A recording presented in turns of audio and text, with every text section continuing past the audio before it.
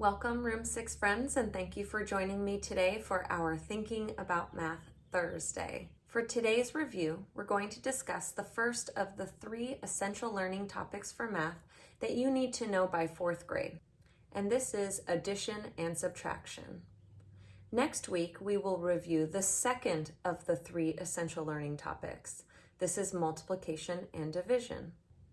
And then for the final week of our Thinking About Math Thursdays, we will review the third of the 3 essential learning topics for math, which is fractions. So by the end of 3rd grade, that means that you need to be able to add 3-digit numbers with regrouping. You need to be able to subtract 3-digit numbers with borrowing and regrouping. And also you need to be able to use addition to help you check your subtraction. So let's start with an addition review. Okay, so here we have a word problem that we're going to solve together by adding 3-digit numbers. The problem says, Joe had 623 Legos in his collection. His cousin gifted him 279 Legos. Now, how many Legos does Joe have in all? So let's break apart this word problem so that we know what it's asking, and then we'll solve it together. All right, so let's start by identifying the question. What is this word problem asking us? In all. That is a buzzword that tells us what we need to do. In all means addition. So what are we adding? What 2 numbers are we adding together? Let's look back at the word problem. It says, Joe had 623 Legos in his collection. His cousin gifted him 279 Legos. We know this is important information because the question asked, how many Legos does Joe have in all? 279 Legos gifted from his cousin and 623 Legos that he already had. Let's fill those in. So now we have labeled our place value frame. We are ready to add.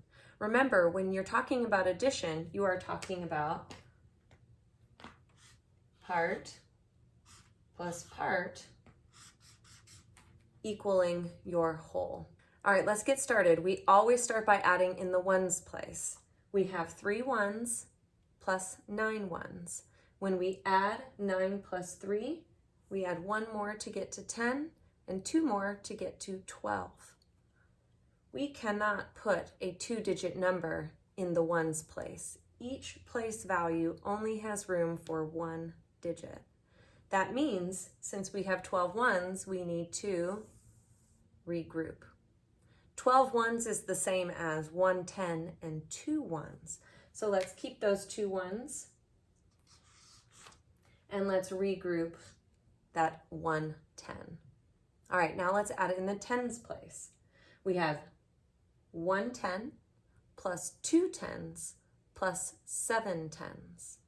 Well, let's see, we know that 2 plus 1 equals 3, and 3 plus 7 equals 10. That is another 2-digit number. What do we need to do?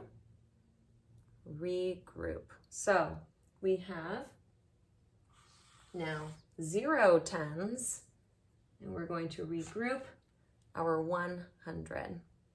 10 10s is the same as 100. All right, now let's add in the hundreds place. We have 100 plus 600s plus 200s. When we add them together, we get 6 plus 1 equals 7. 7 plus 2 equals 9. What was the question that was being asked? How many Legos does Joe have in all? The answer is Joe has 902 Legos in all. That is our whole. All right, next, let's practice our subtraction. So let's first start by taking a look at our subtraction word problem. It says, Becky raised $835 for the school's robotics club. She spent $437 on kits for the students. How much money does the club have left? All right, let's start by identifying the question that is being asked. The question says, how much money does the club have left? There's that buzzword, but that buzzword tells us subtraction. What is the difference between what Becky started with and how much she spent? That will give us the answer to how much she has left. So now we want to fill out our subtraction frame. We're going to save this addition frame for when we check our answer. We'll do that in a minute. We know that she raised $835, and we know that she spent $437. We need to subtract to find the difference so that we know how much money is left for the robotics club. All right, so now we've filled out our subtraction frame. Let's start by subtracting first in the ones place. You might remember that rhyme that we came up with to help us identify if we need to borrow and regroup or if we're able to subtract. So we ask ourselves, is there more on the top or more on the floor? That means, is our top digit in the ones place a number that is greater than or less than the digit that is being subtracted? Now, if the answer were more on the top, then we can stop and subtract. However, 7 is greater than 5, so we would answer, there's more on the floor. So, go next door and take 10 more. We're going to borrow from the tens place. We're going to borrow 1 10 so that we can exchange it for 10 ones. That will help us so we can subtract in the ones place. So let's start by borrowing 1 10. That gives us 2 10s left. That 10 that we borrowed, we're going to turn that into 10 ones. We already had 5 ones. It wasn't enough to subtract 7. But if we add those 5 ones to the 10 ones that we borrowed, how many ones do we have now? Now we have 15 ones. That is enough for us to subtract. More on the top, so we can stop and subtract. What is 15 minus 7? That's right, 8. Great job. So now we're done with the ones place. Let's move to the tens place and ask ourselves, more on the top, remember we're looking at the 2 now, more on the top or more on the floor? 2 is less than 3. That means that there is more on the floor. So we need to go next door and take 10 more. We're going to borrow one of these 800s. That means we're left with 700s. And we're going to turn that 100 into 10 10s. So if we transfer over our 10 10s, we already had 2 of them. If we add our 2 10s plus our 10 10s, how many 10s now do we have in all? We have 12 10s. I'm just going to change my 2 to a 12. All right, now there's more on the top, so we can stop and subtract. 12 minus 3 equals 9. We know 12 minus 2 equals 10, minus 1 more equals 9. All right, we are almost done. Let's subtract in the hundreds place. 7 minus 4. More on the top or more on the floor? More on the top. So we can stop and subtract. 7 minus 4 equals 3. Good job. So after subtracting, we believe that Becky has $398 left for the robotics club. But subtraction can sometimes be difficult and confusing, and we can make errors in borrowing and regrouping. So it's important that we check our math.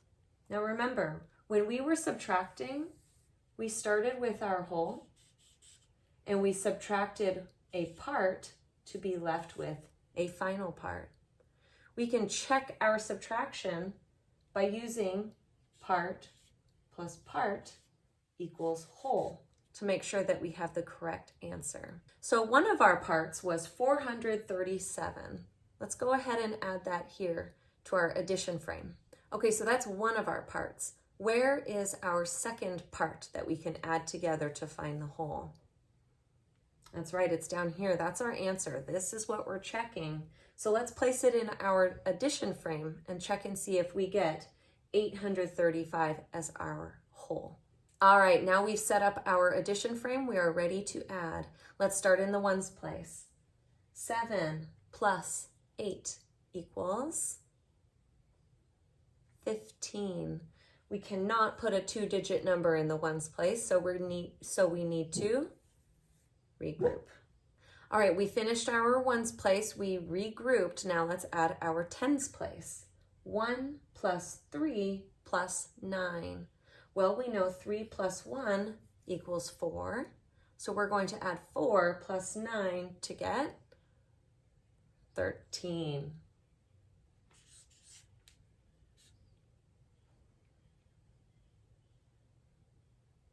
All right, now let's add in the hundreds place.